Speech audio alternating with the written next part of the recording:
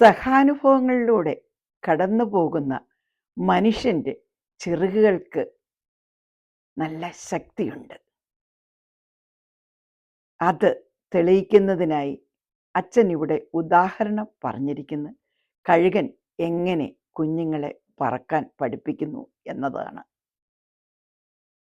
ഇവിടെ ഇങ്ങനെ ഇരുന്നാൽ മതിയോ?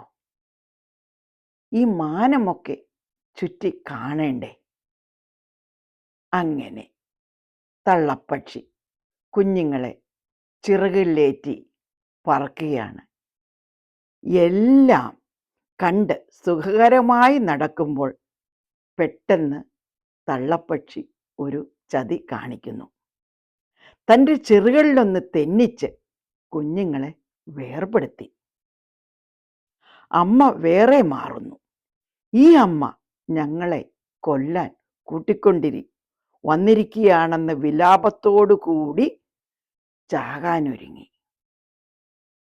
കുഞ്ഞുങ്ങൾ താഴേക്ക് വീഴുമ്പോൾ പെട്ടെന്ന് ഉള്ളിൻ്റെ ഉള്ളിൽ ജീവിക്കാനുള്ള തൃഷ്ണ ഉയരുന്നു. എങ്ങനെയെങ്കിലും ഈ ദുരന്തത്തെ അതിജീവിച്ചേ തീരൂ. കുഞ്ഞുങ്ങൾ ചിറകുകൾ ഒന്ന് മെല്ലെ വീശിയടിക്കുന്നു. പിന്നെ മറ്റേത് പതുക്കെ പതുക്കെ നേരെ നിൽക്കാൻ ആവുന്നുണ്ട്.